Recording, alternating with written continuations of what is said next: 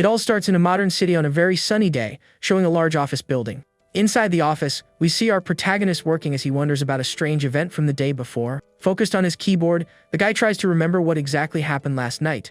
Then he recalls how a blue screen suddenly appeared in his room and startled him quite a bit. Surprised by the floating shop window, he wonders if he's just seeing things.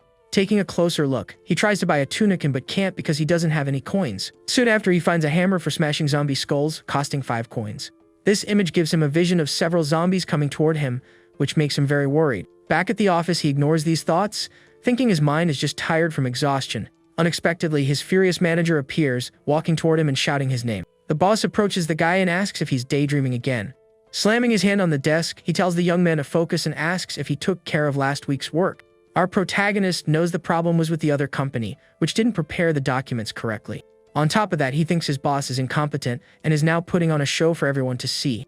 Annoyed by the lack of response, the manager glares at the guy with an angry expression. Then he yells and asks if the employee is going to keep responding to him like that. Suddenly, a female voice calls for the manager, making him change his expression instantly. A beautiful coworker offers him a drink and tells him to cheer up. Instantly, the man's angry face turns into a goofy smile upon seeing the woman. Grabbing her hand, he invites her to dinner after work, completely forgetting about the argument. The manager keeps hitting on the woman, saying it would be a waste for her to go home looking so pretty. With an awkward smile, she declines the invitation, saying she already has other plans for today. The man accepts and says they can have a drink another time, while the woman politely agrees. As soon as the boss walks away, the woman sighs in relief, glad to be out of the awkward situation. Seeing this, our protagonist thanks her for her help, and she turns to him with a slight smile. Looking at the sky, the guy can only think about how much he'd like to go home right now. Outside, he gets angry at his boss, thinking that if it weren't for his colleague, he'd still be in there. Smoking on the rooftop, he laments not being able to leave the company, as finding a new job would be difficult. Thinking about the help he received, he decides he'll buy the woman a coffee later. Just then, Shauna herself appears on the rooftop and finds him there alone. Surprised, he asks what brings her up there since she doesn't even smoke. The woman explains that she came up to escape the annoying manager for a bit. She says a client disappeared, and now the boss is taking it out on everyone and still asking her out. Suddenly, she feels a chill and comments that the day is a bit cold, leaving the guy confused. The woman insists it's not normal and shows her goosebumps, even though she's wearing long sleeves. He laughs and says she must be sensitive to the cold, but she pulls out her phone to prove her point. Then she shows him a social media post showing snow in Africa. The protagonist is shocked by the news and wonders if it's even real. She agrees it's strange, and at that moment, both of their phones start vibrating with an alert. It was a cold wave warning in the middle of summer, and right after, another emergency notification arrives. They read the alert, which warns of a sudden cold wave and a sharp drop in temperature. They both think it must be a mistake, as a cold wave warning in June makes no sense at all. Suddenly, a small snowflake gently falls onto the protagonist's outstretched hand. His colleague complains about the cold while he stares at the snow in his hand, completely shocked. They both look up at the sky and are surprised to realize it's actually snowing in the middle of summer. By nightfall, the once sunny city is now completely covered in snow. Back in the office, the guy drinks something warm and thinks the world has finally gone crazy. Feeling it getting even colder, he decides to pack his things and head home right away. When he gets to the elevator, he sees the panel shows the 6th floor, so he calls it to go down. However, the elevator doesn't move, and he presses the button again, wondering if it's broken. Suddenly, a blast of icy wind hits him, making him hug himself and complain about the cold. With the status window in his head, he decides to take the stairs to leave quickly. As he goes down the steps, he keeps grumbling about the cold and the crazy weather. Nearing his floor, he hears the sound of the elevator doors closing behind him. Turning around, he sees the doors are open and wonders if the elevator wasn't broken after all. The doors keep opening and closing on their own, and he finds the silence of the place strange. Suddenly, all the lights go out and the hallway is plunged into darkness, making him very nervous. Finding the situation dangerous, he decides to forget his things and just get out of there as fast as possible. Soon after, he hears a weird sound of scraping metal coming from inside the office. It gives him the chills, and he decides he needs to grab his things and run out of that place. He carefully enters the dark office to get his belongings and leave quickly. The guy finds the silence odd and remembers there were more people there before he went to the rooftop. Arriving at his desk, he finds it all messy and wonders what happened. He notices the place looks like it was abandoned in a hurry and calls out for someone. That strange sound from before and the mess give him a very bad feeling. Determined to leave as quickly as possible, he grabs his backpack to finally go home. At that moment, a scary shadow of a person appears on the wall behind him. Startled by the sudden presence, he quickly turns around to see who is there. Looking toward the meeting room, he feels that there's something inside. Walking toward it, he steps on something on the floor and realizes it's a dirty ID badge. He takes a step back and looks at the identification card on the floor with curiosity. As he picks up the badge, he sees it's covered in a red liquid and belongs to a colleague. Frightened by what he found, he falls backward and wonders what happened there. Desperate, he starts crawling away from the meeting room in great fear. His eyes widen in terror as he stares intently at the room's door. Very cautiously, he peeks through the blinds to try and see what's happening in there. Inside the dark room, he can only see a pair of glowing red eyes shining brightly. The creature inside is crouched on the floor and seems to be feeding on something. Completely terrified by the scene, he can't believe what he's seeing. The creature lifts its head, revealing a mouth full of a red liquid and sharp teeth. The guy is shocked to see that the creature is one of his transformed coworkers. Realizing their eyes have met, he panics and starts running away. The monster leaps over the desks and pursues him, violently knocking the protagonist to the floor. Fallen and scared, he can't believe he's face to face with a real zombie. The creature lunges at him, but the young man manages to dodge the attack by a hair's breadth. Terrified by the situation, he wonders what kind of scary creature this is. Looking for a way out, he glances around and quickly grabs a chair to defend himself. With all his strength, he lifts the chair high and prepares to attack the monster. In an act of desperation, he hits the zombie's head with the chair in a powerful blow. The impact sends the creature flying, and the guy takes this chance to run away. Running for his life, he feels adrenaline and fear take over his body. To his despair, the monster gets up quickly and starts chasing him again, even faster. Seeing a nearby door, he runs to it and slams it shut to protect himself from the creature. The zombie starts pounding on the door violently, trying to break it down to get him. Using his full weight, the protagonist struggles to keep the door closed. Hearing the frightening sounds from the other side, he's completely frozen with fear. Suddenly, the noise stops, and he sees the zombie slowly walking away down the dark hallway. With trembling hands, he continues to hold the door, still in disbelief about what just happened. Relieved, he slides down the wall and sits on the floor, trying to catch his breath. Still in shock, he stammers to himself that it was definitely a zombie. His phone vibrates, showing an emergency alert about a virus spreading through the city. Confused by the news about rabies, he runs a hand through his hair and complains about the whole situation. He remembers the creature he saw and is sure that it was a zombie, not rabies. Sitting on the floor, he picks up his phone to search for news and understand what's happening. Browsing a forum, he sees several reports of people being attacked and the world ending. Realizing the chaos, he wonders if this is related to yesterday's status window. The guy searches for information about the window but finds no results and dismisses the idea. Suddenly, his phone screen starts to glitch and the image becomes completely distorted. He looks at the device, not understanding what's happening to his phone screen. Soon after, a message appears on the screen informing him that the connection has been lost. Desperate with the lack of communication, he wonders what he should do now. Putting his hands on his face, he realizes he's in a very difficult situation. Shivering from the cold, he feels his teeth chattering and complains about the low temperature of the place. Huddled on the stairs, he fears he'll freeze before the zombies even get him. Standing up, the young man decides he needs to hold on until a rescue team shows up. Checking his phone, he notices the battery is at 83% and should last for 2 days. With a determined look, he looks up and prepares to explore the building. Using his phone's flashlight to light the way, he starts climbing the stairs. Reaching the 7th floor, he sees that it houses the building's construction team. He enters the empty floor, hoping to find clothes or food to survive. He starts searching through the drawers, hoping to find something useful for his situation. In one of the drawers, he finds a clean, neatly folded dress shirt that he can wear.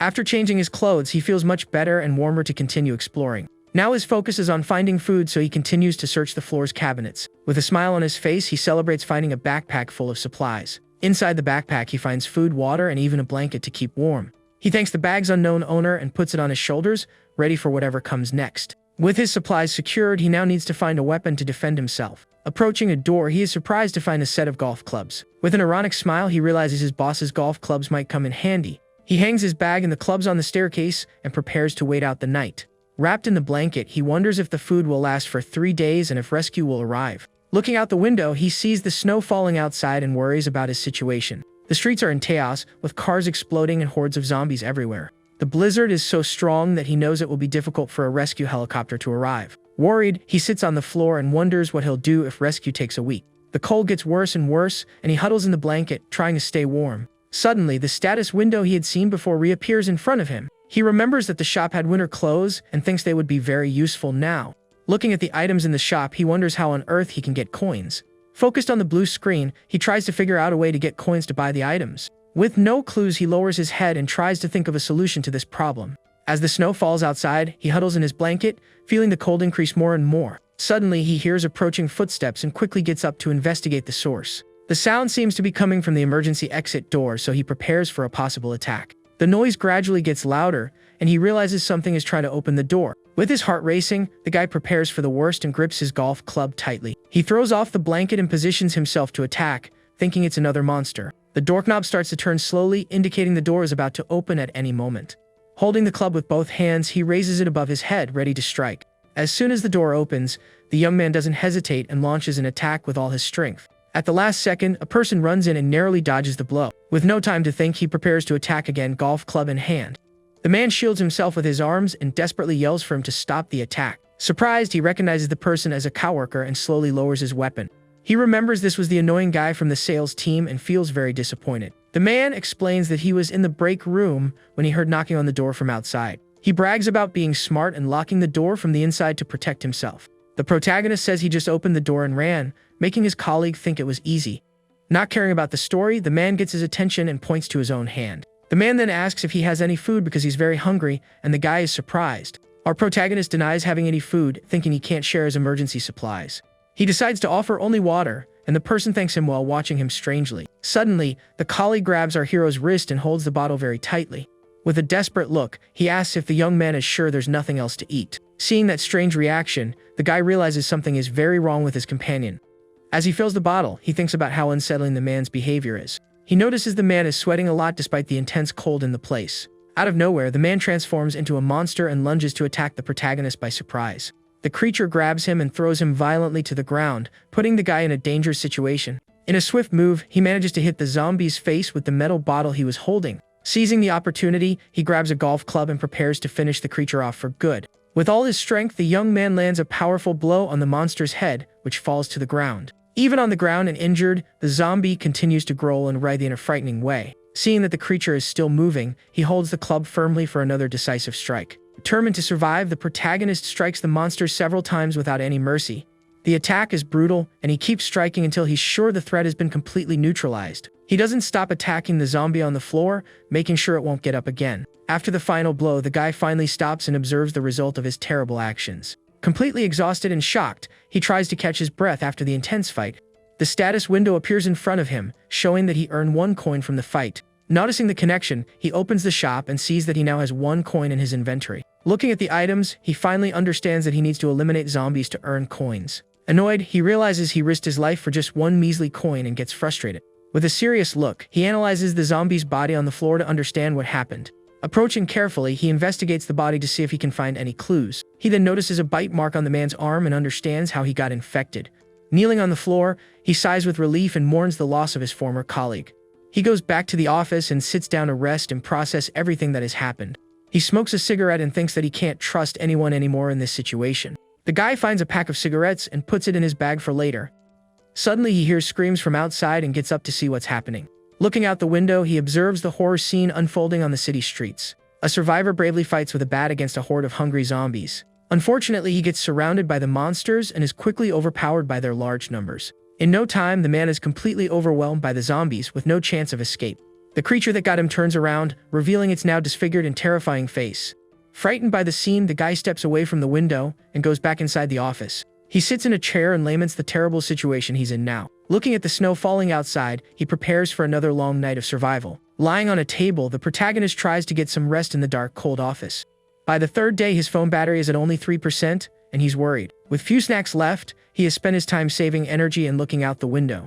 During this time, he saw several people trying to escape, but they all ended up turning into zombies. Despite everything, he concludes that he needs to make a move and starts packing his gear to leave. Staying put will only bring him closer to the end, so he needs to find other survivors.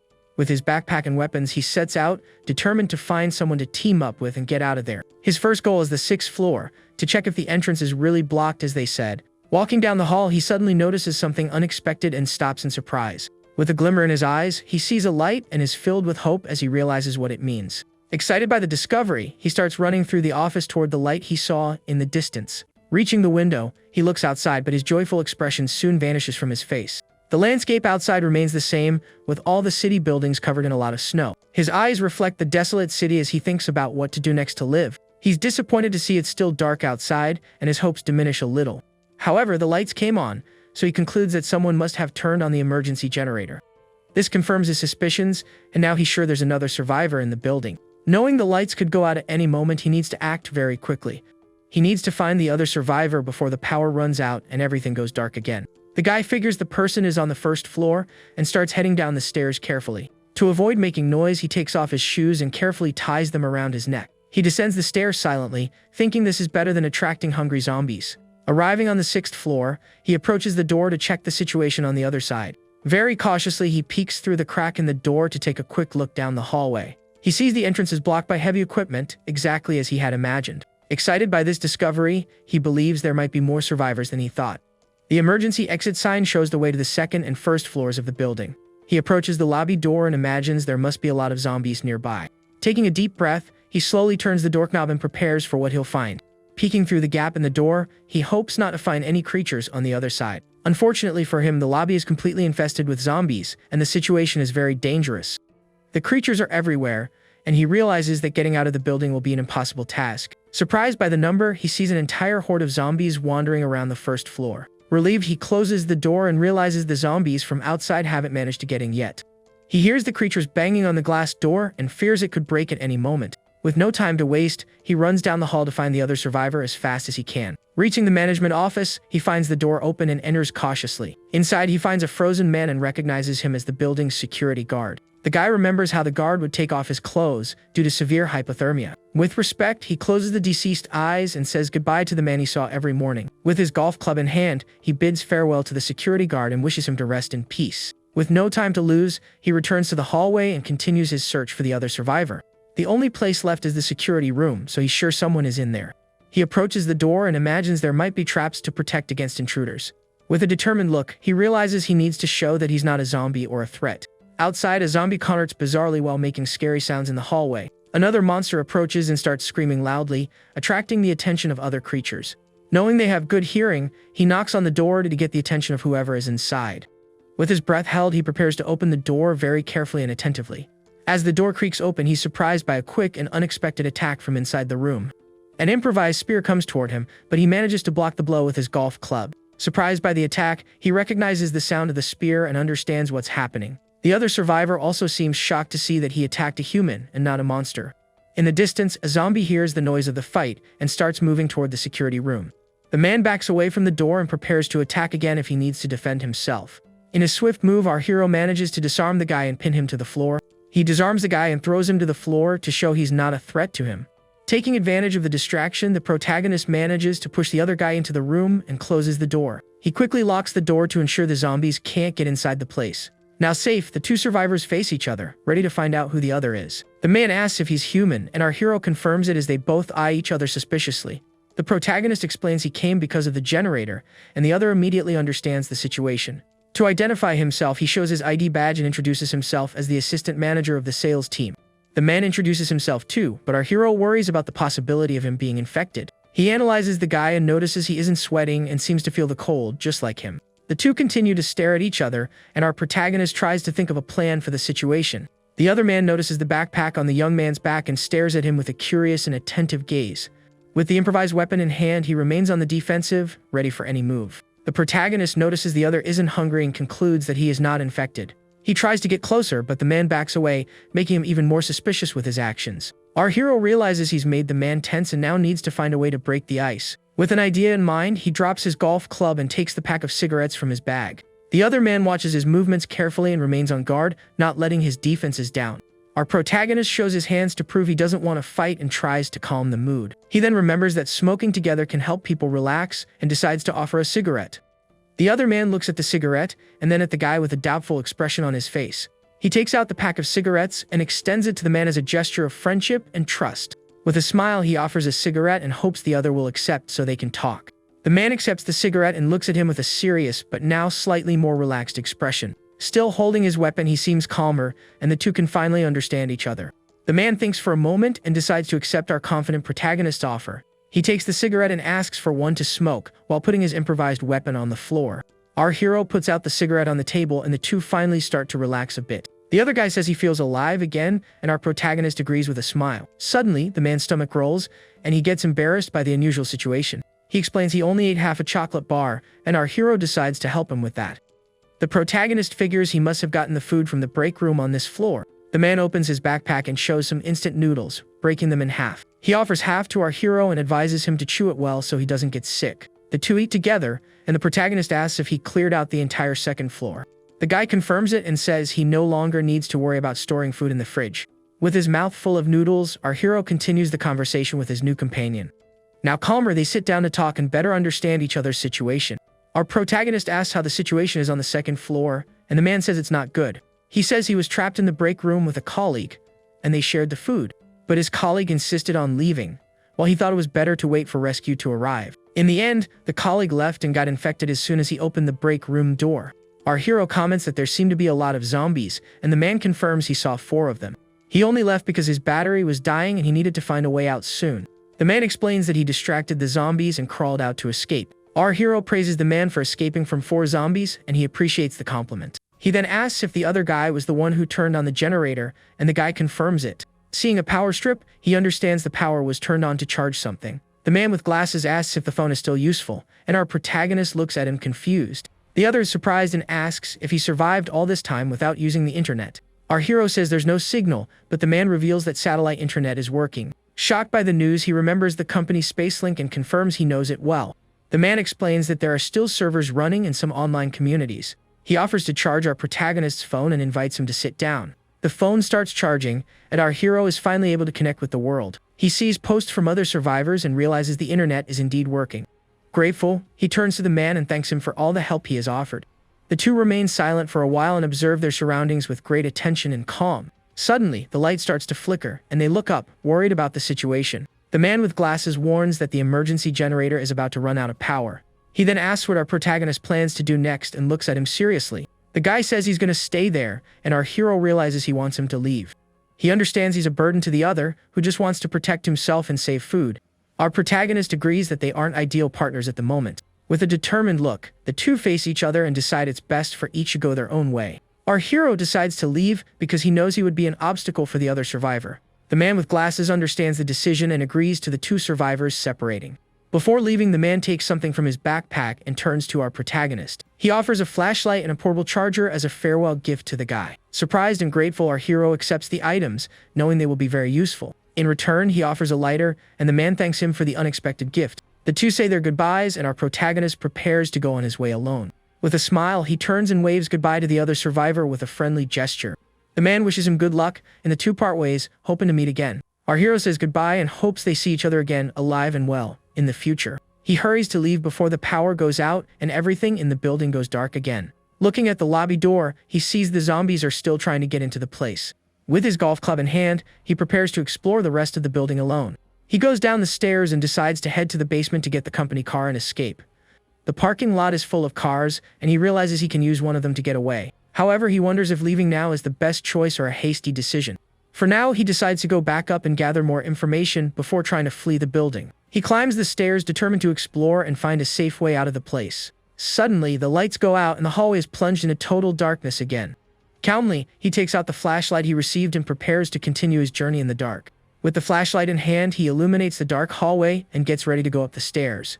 He moves slowly and carefully, knowing the zombies might have moved to a different spot. Going up the stairs, he passes the 4th and 5th floors with great attention and caution. As the flashlight lights his way, he hears a strange noise from above and stops. He realizes there's someone on the floor above, and the probability of it being a zombie is high. With the golf club in hand, he prepares to face whatever is up there. Determined to survive, he decides to move forward and break any obstacle in his path. He leaves his bag and flashlight on the floor, so he can fight with more freedom and agility. Suddenly, a zombie appears at the top of the stairs and starts coming down toward him slowly. Relieved, he notices the monster has its back to him and he might be able to slip by unnoticed. Silently, he climbs the steps, taking the chance to pass by the creature without being seen. However, the zombie turns and attacks him by surprise with a quick and unexpected blow. The creature attacks him fiercely, but he manages to defend himself from the blow with his golf club. Startled by the sudden attack, he prepares to fight back and fight for his life. The zombie leaps at him, but our hero hits it with the club, sending it flying. With a direct hit, he strikes the monster's head with all his strength and determination. The impact sends the creature flying into the wall with a loud and frightening sound. The zombie screams in pain, but our protagonist doesn't stop and prepares for the final blow. With a battle cry, he attacks the monster with another powerful and definitive strike. The zombie falls to the floor, and our hero finally manages to neutralize the threat and breathe. With the zombie's body on the floor, he can finally breathe a sigh of relief and rest. With his heart racing, he wonders if the fight is finally over and if he's safe. Unfortunately for him, the zombie starts to move again, and he realizes it's not over yet. He strikes the creature one more time with all his strength to finally finish it. After the blow, the status window appears, and he earns one more coin for winning the fight. The blue screen shatters, and he realizes the head of the golf club has also broken. He picks up the broken piece and decides to keep it, as it might be useful in another situation. With the flashlight in hand, he investigates the body and wonders where that zombie came from. He checks the rooftop door and sees it's closed, so the monster must have come from somewhere else. Worried, he realizes the 7th floor may no longer be a safe place to stay. He returns to the office and checks if the area is still secure and free of any threats. Relieved, he takes a deep breath and prepares to rest a bit after the intense fight. He drinks some water to calm down and thinks about the speed of the zombie he just faced. The creature was much faster than a normal human and seemed like a wild animal attacking. He realizes that if there had been 2 zombies, he would have perished, and he needs to find allies soon. He grabs his phone and decides to check the internet for more information about the zombies. In the survivors gallery, he sees hundreds of posts from people all over the country. He reads accounts of the temperature dropping and the difficulty of finding safe drinking water. Unfortunately, there isn't much new information about the zombies and their weaknesses right now. He summarizes what he knows, remembering they are sensitive to sound and have poor sight and smell. He knows he can only stop them by destroying their heads and that a bite is fatal. Frustrated, he realizes the internet is just full of people asking for rescue and no real help. This leads him to a terrible conclusion, and he realizes the government has collapsed. Devastated, he understands that no one is coming to save him and that he's on his own now. Suddenly, he sneezes and feels his body shivering with cold and weakness in the office. On the 5th day of survival, he realizes he's about to catch a cold. He knows that getting sick now means the end, and he needs to find a solution quickly. To warm up, he starts doing exercises and generating heat with his own body. His stomach rumbles with hunger, and he decides to eat a chocolate bar to replenish his energy. He eats the entire bar because he knows he needs calories to survive the cold. After eating, he prepares to go out in search of more food and essential supplies. He decides to leave his shoes behind to make less noise and not attract zombies. He remembers there's still food in the development team's break room. The problem is that the zombie colleague has the backpack, and there are more monsters around. He hides and observes the dark office infested with hungry zombies. He notices the zombie colleague is still wandering around the office with the backpack on. Our hero knows the only way is to eliminate the zombies one by one and get the backpack. He watches the monsters moving and plans a strategy to attack without being noticed. The first zombie is near the door, and he prepares to attack the monster by surprise. He approaches carefully and gets ready for the first confrontation in the dark office. He counts the zombies and realizes there's one more somewhere in the office. Confused, he wonders where the last zombie is and if it hasn't transformed. He needs tools to fight but knows there's an unknown zombie nearby. With the flashlight, he peeks through the door's window and sees the break room is empty. He enters carefully prepared for any surprise attack from a monster. The room is dark and he uses the flashlight to search for supplies and tools. With a smile, he sees the supplies are still there and he can take what he needs. Suddenly, he hears approaching footsteps and quickly hides so he won't be seen. With a determined look, he prepares to put his plan into action and lure the zombies.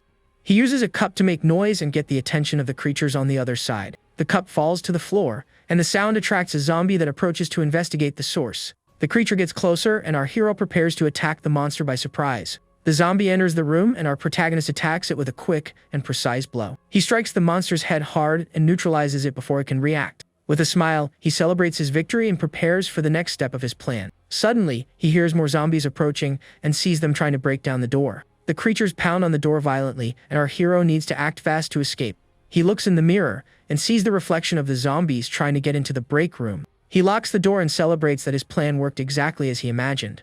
With the zombies trapped, he can finally grab the backpack with the food and supplies. With the flashlight in his mouth, he celebrates his victory and prepares for the next zombie. Suddenly, a zombie grabs him by the leg and pulls him to the ground with great force. The creature holds him tightly, and our hero realizes he's in trouble again. The monster opens its mouth to bite him, but he manages to defend himself just in time. He shoves the flashlight into the zombie's mouth to stop it from biting his arm. With the flashlight holding the monster's mouth open, he buys some time to think of a plan. The creature tries to bite the flashlight but can't, and our hero prepares to fight back. He tosses the flashlight into the air and lands a powerful punch on the zombie's face. The blow sends the creature flying, and he gets ready for the next attack. With the golf club in hand, he finishes off the zombie with a strong and precise strike. His eyes gleam with determination as he prepares to face the other monsters. He doesn't stop and continues to fight fiercely to survive in the dark office. After the fight, he rests and tries to recover from the intense and tiring confrontation. Exhausted, he runs a hand through his hair and realizes there are still more zombies to face. He looks in the mirror and sees the bloody handprints of the zombies on the other side.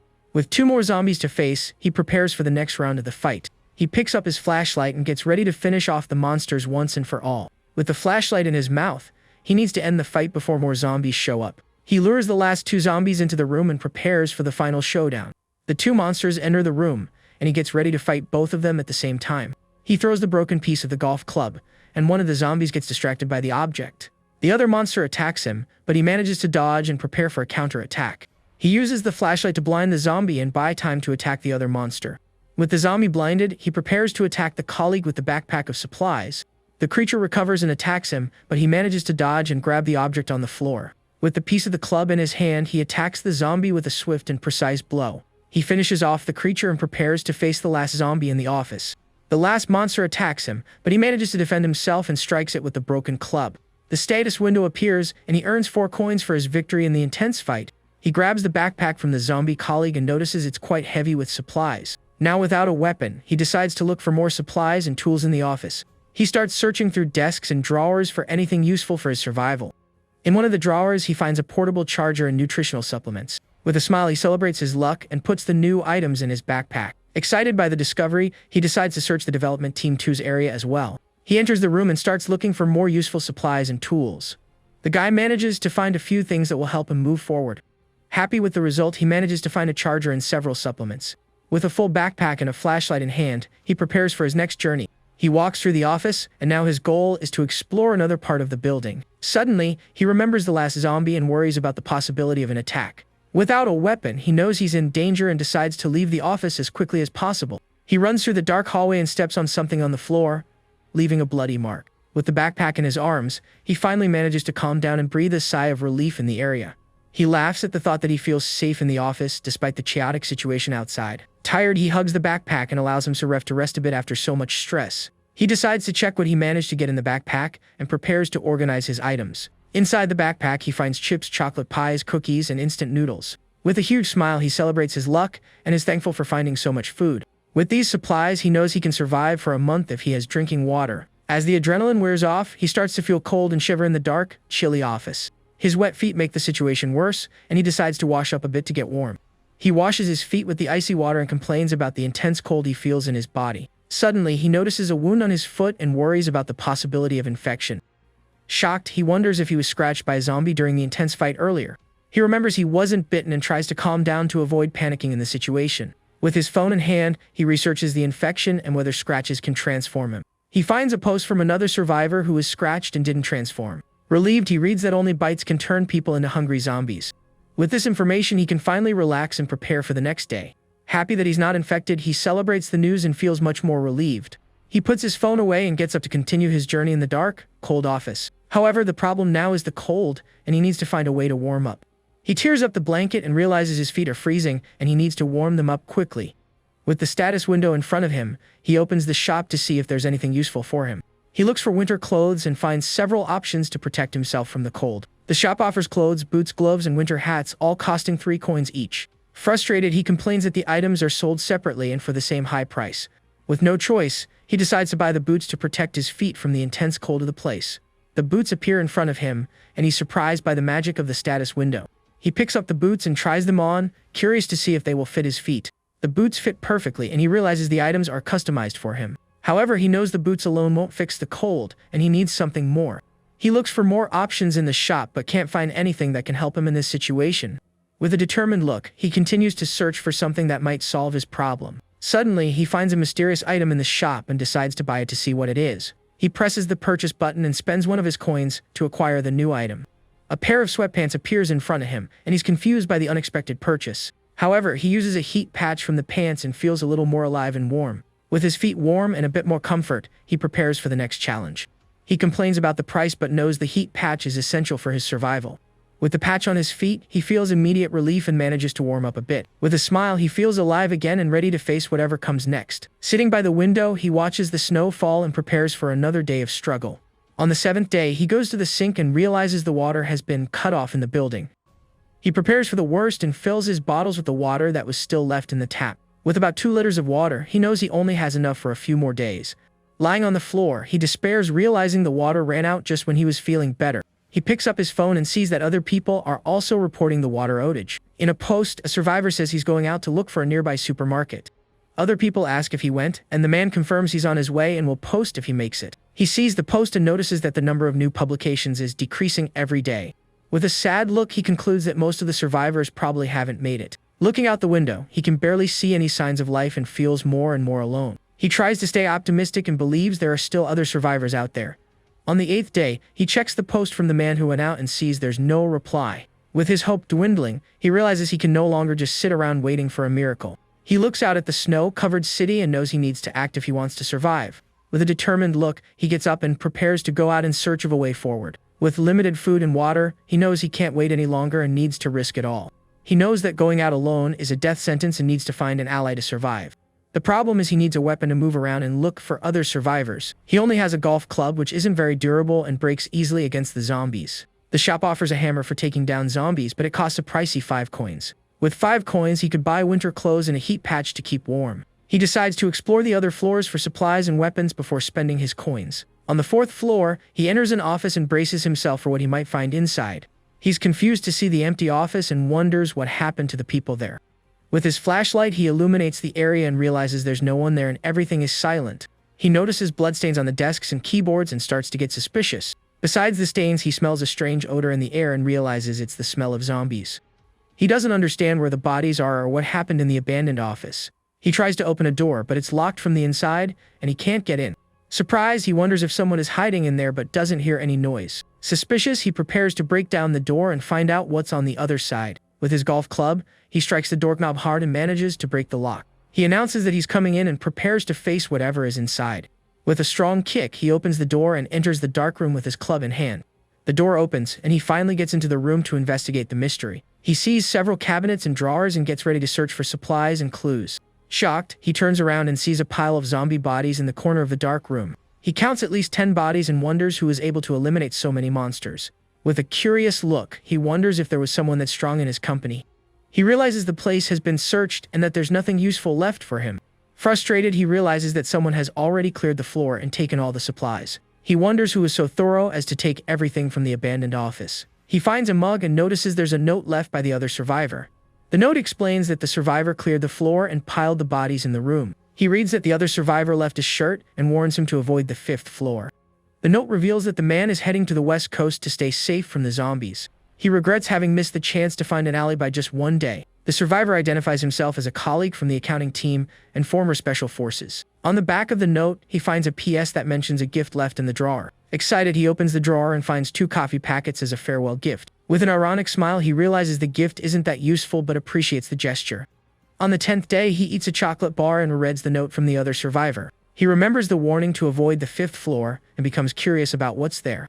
He goes up the stairs and decides he needs to find out what's happening on that floor. He approaches the door and prepares for the worst he might find on the other side. The tension rises and he gets ready for another confrontation in the zombie-infested building. He wonders why the 5th floor is dangerous since it's the president's office.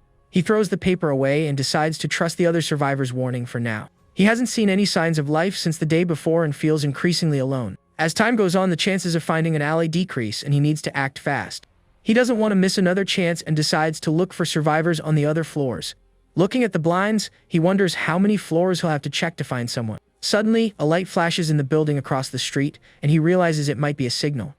He runs to the window and sees someone in the other building sending him a light signal. With a hopeful smile, he realizes he has finally found another survivor. He sees the person in the other building but can't understand what they're trying to say. Confused, he tries to communicate with the other survivor, but the distance is a problem. He uses his phone to try and read the message the person is trying to send him. With the camera's zoom, he's able to read the note and understands the message from the other side. The note says there are people on the 6th and 7th floors and invites him to join them. Excited, he celebrates finding more survivors and gets ready to head over there. With his golf club in hand, he prepares for another journey in the infested building.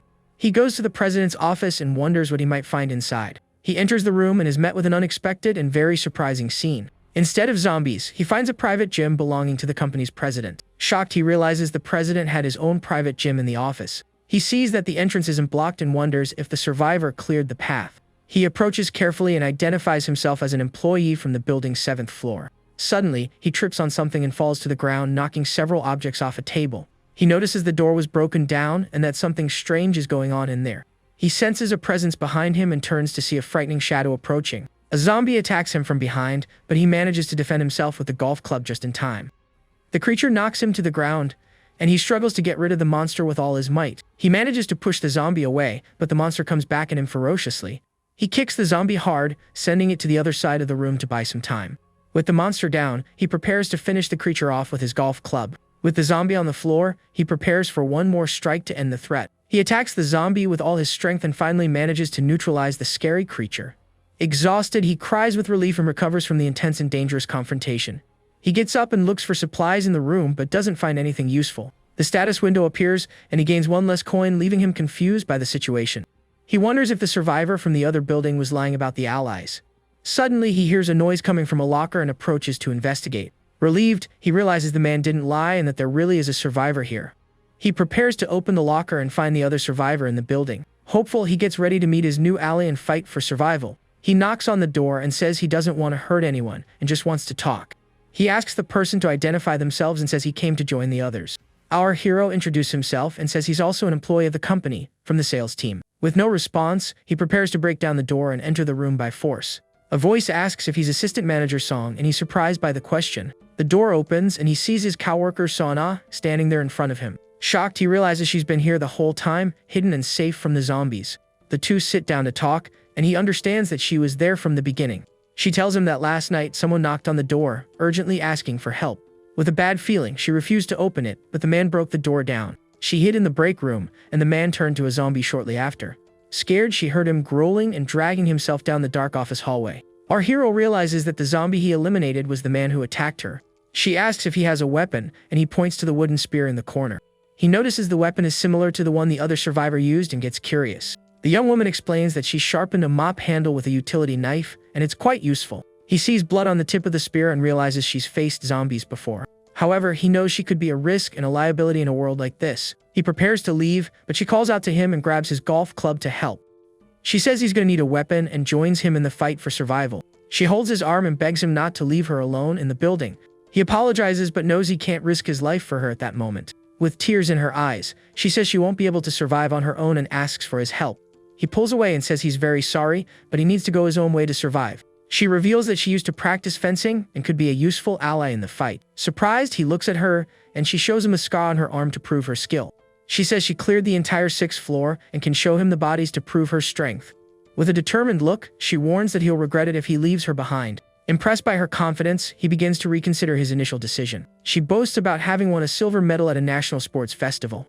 With a handshake, they finally seal their alliance and decide to fight together. She says she has searched the place and that all the clothes and food are here with them. He asks about the chargers, and she explains that the satellite internet is working. Surprised, she realizes they need to grab every charger they can find. He asks how many zombies she's faced, and she tells him it was 8 in total. She finds the chargers and puts them in her backpack so they can use them later. He's happy to have joined her and knows his chances of survival have increased. She only finds 2 chargers and puts them in her backpack for their journey. With everything ready, she asks if they can go, but he asks her to wait a moment. He looks down the dark hallway and prepares for the next step of their plan. He notices the marks on the door and asks what happened for it to be like that.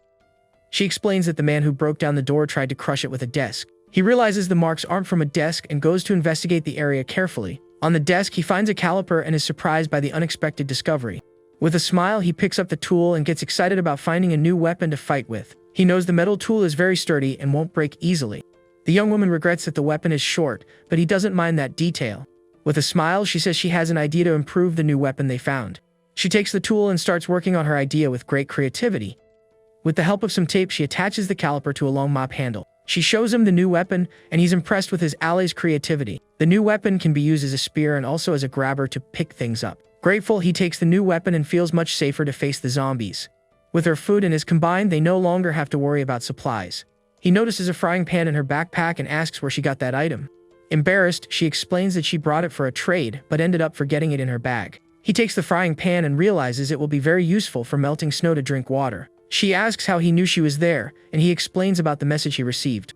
He tells her about the survivor in the other building, and she's surprised by the news. The two prepare to find the other survivors and join forces against the zombies. He explains that he received the message and shows her the phone to see the conversation. She reads the message and wonders if it's safe to join up with strangers.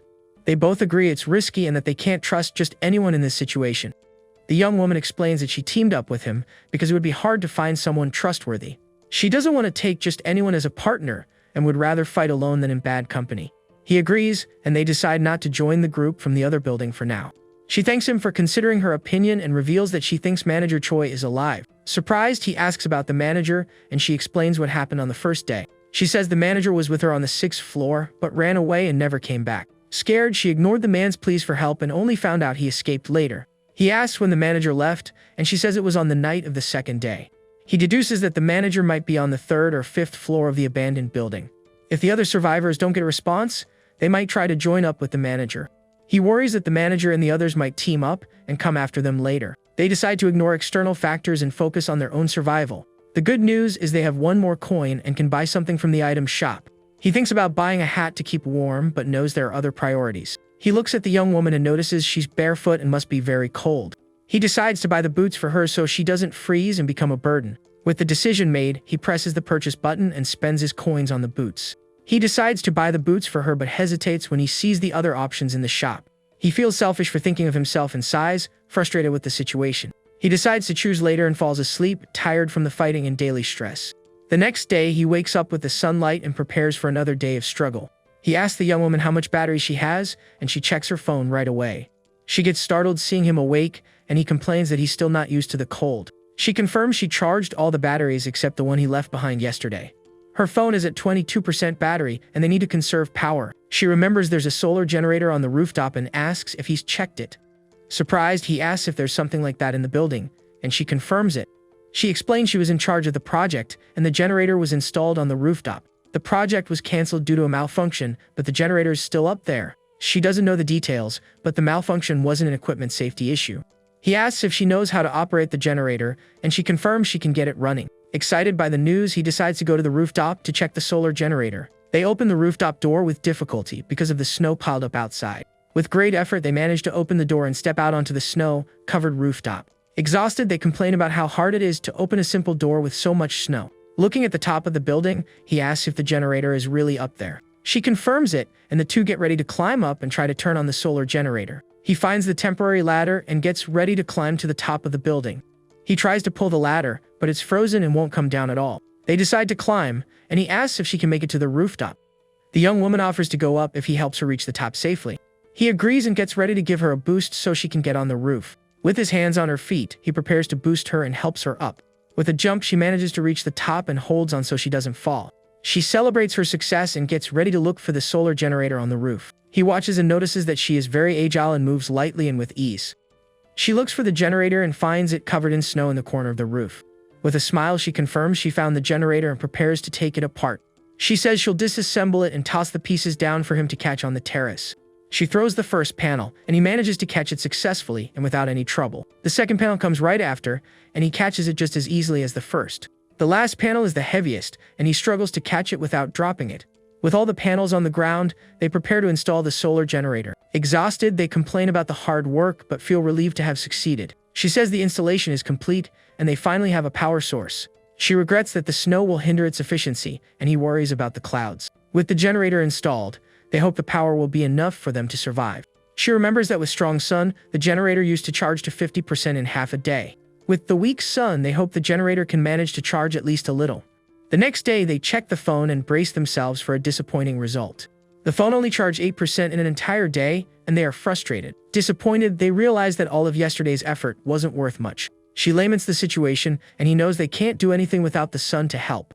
Despite the disappointment, he says there's a new hope and a new idea for them. He knows where they should go after leaving the office to survive. He reveals that their destination is the company warehouse to get supplies. She agrees with the idea, and the two of them prepare for the journey to the warehouse. The problem is how to get there, and he worries about the GPS and the phone's battery. She surprises him by saying it's no problem and she knows exactly how to get there. Confused, he stares at her, and she reveals that the warehouse is near her house. She used to walk her dog around there and knows the way by heart. Relieved, he celebrates their luck and is thankful to have her as an ally on the journey. He realizes it was a good decision to team up with her and that she's a great partner. He calls her name and prepares to ask his ally an important question. She turns around and looks at him curiously, waiting to hear what he has to say. He asks what her shoe size is, and she's confused by the question. With the information, he gets ready to buy the boots for her from the item shop. He lies and says he saw the boots and thought of getting them for her if they fit. She smiles and says she's a size 230 and thanks him for the kind gesture. Relieved, he sees that she's happy and she offers to go with him. He says he'll go alone and asks her to wait there while he gets the boots. She tries on the boots and they fit her feet perfectly, like a glove. Suddenly, the status window appears and informs him that a party has been formed between them. He discovers that any coin she earns will automatically become his now. He realizes that having more members in the party is a huge advantage for survival. The young woman thanks him for the boots, and he concludes that he can increase the number of members. She asks about the status window, and he wonders if there are other functions. She calls his name, and he realizes he got distracted by the new system discovery. She worries about him, and he says he's just a little dizzy from not eating well. He notices she can't see the window and concludes that only he can see the system. The two decide to eat something to feel better and plan their next move. On the 14th day, the water runs out, and he feels very thirsty and weak. He agrees they need to melt snow and prepares for the difficult task. The young woman says she'll get papers and documents to help start the fire. They decide to make the fire on the terrace so they don't cause a fire inside the building. On the terrace, he worries that the smoke might attract looters hiding nearby. He knows that looters are dangerous and travel in groups, committing crimes. He lights the fire with the lighter and gets ready to melt the snow and drink water. The fire catches, and they watch the flames with hope and relief in their eyes. They warm themselves by the fire and feel the pleasant heat on their frozen bodies. The young woman feels alive again with the warmth of the fire and smiles, relieved by the sensation. She places the frying pan on the fire and starts melting the snow so they can drink water. The snow melts, and they finally have drinking water to quench their thirst and survive. They drink the warm water and feel refreshed and more energetic to keep going. He gets emotional drinking warm water for the first time in a long while and gives thanks. The young woman cries with joy and feels grateful to have found a little bit of comfort.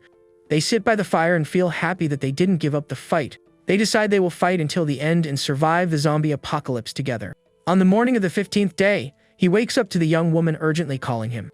She wakes him up and he gets up, startled, not understanding what's happening. He asks what's wrong and she covers him with the blanket to keep him warm. She points to the building across the street and says the other survivors sent a message. Surprised, he asks what the message says, and she looks at him with a worried expression.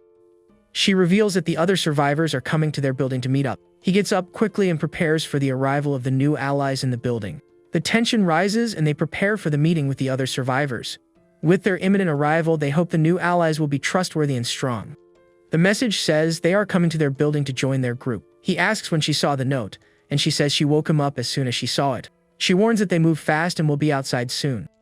They worry that the fire attracted the others and that they might be looters. Since they don't know them, they decide not to join their group to avoid any danger. Suddenly, she points outside and warns that the other survivors have already arrived. They see 3 masked men approaching the building with weapons and backpacks. Shocked by how fast they were, they prepare for the worst that might happen next. They rush to pack their things and prepare for a possible confrontation. Meanwhile, the men fight off the zombies outside with great skill. They move quickly and fight systematically to take out the creatures. In a short time, they manage to clear the area and get ready to enter the building. Our hero calculates that it will take them 15 minutes at most to reach them. He finishes packing his things and asks if the young woman is ready to go. She says she's almost ready and they prepare to flee the location. Outside, the zombies continue to attack the men, who fight bravely to survive. Suddenly, a horde of zombies appears and surrounds the 3 survivors on the street. Surprised by the number, they realize they're in danger and need to run. They shout to run and start fleeing from the zombies that pursue them ferociously. The 3 of them run down the snow-covered street, looking for a safe place to hide. One of the men uses a sledgehammer to defend himself from the attacking zombies. He shatters a glass window to get inside the building and escape the horde of monsters.